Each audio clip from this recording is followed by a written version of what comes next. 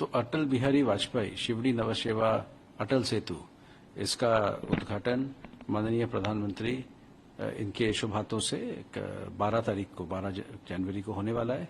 ये जो प्रोजेक्ट है इसे सारे एक्सपर्ट्स जो है इसको एक इंजीनियरिंग मार्वल ऐसा कह रहे हैं। इसके पीछे कई कारणें हैं। ये भारत का सबसे लंबा ब्रिज है। ये भारत का और एशिया का सबसे बड़ा सी ब्रिज है। ये ब्रिज पूरे विश्व में जो सी ब्रिजेस है उनमें से one of the top bridges में से माना जा रहा है।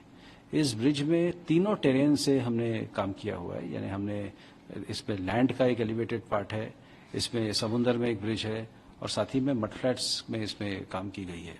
इसमें कई टेक्नोलॉजीज ऐसी इस्तेमाल हुई है जो पहली बार भारत में इस्तेमाल हुआ है, जैसे कि ऑर्थोट्रॉपिक स्टील डेक्स जो कि बड़े स्पैन देने में मदद करती है, जैसे कि रिवर्स सर्कुलेशन रिग्स जिससे कोई आवाज जो है वो कम होता है और साथ ही में वाइब्रेशंस कम होती है, जिससे marine life, aquatic life, flora fauna इसको मिनिमम डैमेज होता है। जैसे silencers in instruments and equipment, जैसे काम करते वक्त साउंड बैरियर का इस्तेमाल करना, जैसे एकदम अत्याधुनिक डेब्री कलेक्शन सिस्टम जिससे डेब्री जो है वो न गिरे, बेस्ट सेफ्टी प्रैक्टिसेस जिससे अधिक से अधिक सेफ्टी के पे ध्यान दिया जाए और जीवित हानि जो है वो मिनिमाइज किया जाए, एकदम कम किया जाए, इस प्रकार के काम की गई है। इस ब्रिज का अगर हम देखें तो इसमें जो रीइंफोर्स स्टील जो यूज किया गया है वो आईफिल टावर के 17 टाइम्स है। मतलब आप कितना स्टील यूज हुआ ये आप इमेजिन कर सकते हैं। जैसे इसमें जो स्ट्रक्चरल स्टील यूज की गई है that is 4 times the Howrah bridge. इसमें जो कंक्रीट यूज किया गया है वो स्टैच्यू ऑफ लिबर्टी के 6 पट किसे ज्यादा इसमें यूज की गई है। इसमें जो वायरिंग है वो वायरिंग को अगर आपने पूरे डायमीटर में लिया तो वो 2 पट होता है।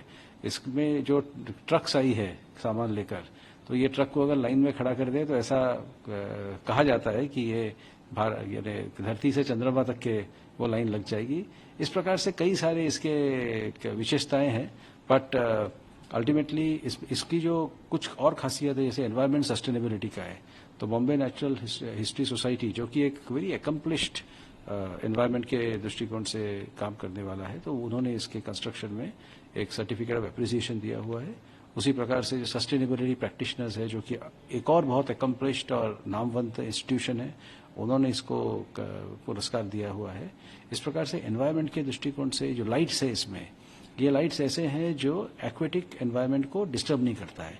इस प्रकार से इसमें जो है कई सारे टेक्नोलॉजिकल खासियतें जो है जोड़ी गई है और ये मुंबई आइलैंड सिटी को नवी मुंबई का जो मेनलैंड है उसके साथ जोड़ता है। तो हाँ, ये एक ऐतिहासिक ब्रिज बना है और ये ब्रिज जो है एक टेक्नोलॉजिकल मार्वल भी है। सर, मोबिलिटी इंफ्रास्ट्रक्चर के लिए इसको बहुत ही गेम चेंजर माना जा रहा है मुंबई और पूरे एनएमआर रीजन के लिए, खास करके जो यहाँ से साउथ इंडिया की तरफ ट्रैफिक जाता है, सिर्फ रायगढ़ या पनवेल तक की नहीं, साउथ इंडिया की तरफ जो ट्रैफिक जाता है उसका मोस्ट ऑफ द पार्ट इसका यूज कर पाएगा, टाइम बचा पाएगा, फ्यूल बचा पाएगा। तो कितना बड़ा गेम चेंजर ट्रैफिक के लिहाज से और कनेक्टिविटी के लिहाज से इसको आप देखते हैं? देखिए, आज अगर जेएनपीटी से बीपीटी आना है, अगर छोटा सा अगर पकड़े तो जो ट्रक को घूम के जाना पड़ता है तो करीबन 2 घंटे लगते हैं, और यहाँ से अगर आएंगे तो ब्रिज के ऊपर, ब्रिज 100 किलोमीटर प्रति घंटा के क्षमता से डिजाइन किया गया है, तो ब्रिज के ऊपर 22 मिनट और 10-15 मिनट ऑन आइदर साइड। तो इस प्रकार का टाइम का सेविंग है। आगे इस ब्रिज को जो है बॉम्बे पुणे एक्सप्रेसवे को कनेक्ट करने के लिए नियोजन की जा रही है। सिडको की तरफ से जो उल्वे कोस्टल रोड है उसमें इसको कनेक्ट करेंगे, आगे जाकर खारगर कोस्टल रोड को कनेक्ट करेंगे। जेएनपीटी के साथ डायरेक्ट कनेक्टिविटी जो है और बीपीटी के साथ डायरेक्ट कनेक्टिविटी जो है वो ऑलरेडी एस्टैब्लिश हो चुकी है अभी। तो ये ब्रिज जो है ये south Mumbai, northern Mumbai, western suburbs और उस तरफ पे शिवाजी नगर यानी उल्वे और नवी मुंबई, आगे जासई और आगे चिल्ले नेशनल हाईवे और आगे बॉम्बे पुणे एक्सप्रेसवे, यहाँ तक के तो कनेक्ट करने की इसमें पूरी प्लानिंग है।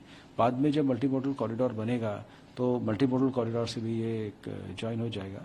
तो हम लोग एक कॉम्प्रिहेंसिव ट्रैफिक स्टडी करते हैं हर साल, और उस पूरी स्टडी का जो बैकबोन है वो ये ब्रिज है, और इसलिए ये ब्रिज जब कार्यान्वित होगा तो पूरी कॉम्प्रिहेंसिव ट्रैफिक मूवमेंट में एक बहुत बड़ा बदलाव लाएगा। तो लोगों में बहुत उत्सुकता है इस ब्रिज को लेकर, खासकर जो कम्यूटर्स हैं जो आने जाने के इच्छुक हैं इस पे, बट सबके मन में कई सारे सवाल हैं कि जब ये शुरू होगा तो कौन कौन सी गाड़ियों को परमिशन रहेगी, टोल टैक्स जो सरकार ने अनाउंस किया है उसका स्ट्रक्चर कैसे रहेगा, कुछ नए तरीके टोल बैरियर्स भी होंगे, टोल बैरियर्स बाकी जो उनसे काफी अलग होगा, ये ट्रेडिशनल टोल बैरियर नहीं होगा। तो ये जो लोगों की उत्सुकता है कि कब चल सकते हैं, कितना टोल भरना पड़ेगा या कौन कौन सी गाड़ियां अलाउड हैं, इस बारे में थोड़ी जानकारी मिली। तो सरकार ने उसकी नोटिफिकेशन जो है वो निकाल दी है, वो पुलिस विभाग की तरफ से रहता है। और देखिए 4 व्हीलर्स एंड अबव इस प्रकार से गाड़ियां इसमें जा सकती है, लेकिन जो आपके ऑटो रिक्शा है, साइकिल्स है, स्कूटर्स है, मोटरसाइकिल्स है, 2 व्हीलर्स है और जो मैकेनिकल प्रपल्शन है, कार्ट्स है, ये तो ऐसे ब्रिजेस में जा नहीं पाएगी। कारण ये कि सेफ्टी का एक विषय है, दूसरा एक मिनिमम स्पीड रखना पड़ता है ताकि ट्रैफिक जो है ना वो स्मूथली मूव होते जाए। तो ये है इसका विषय। टोल का भी नोटिफिकेशन निकल चुका है और सरकार ने टोल जो है वो जाहिर कर दिया है। इसमें टोल लेने की जरूरत इसलिए पड़ी है क्योंकि इसको जापान गवर्नमेंट के जायका जो संस्था है, फाइनेंशियल इंस्टीट्यूशन, उनसे एक कर्ज लेकर बनाया गया है, तो कर्ज को भी परफेक्ट करना आवश्यक है। और एक मैं आपसे कहना चाहूंगा कि इसका जो टोलिंग है, इसमें ओपन रोड टोलिंग का फैसिलिटी है, यानी एक्चुअली हमने दोनों फैसिलिटी रखी हुई है, पर अभी शुरुआत में ओपन रोड टोलिंग रखने का सरकार का मानस है।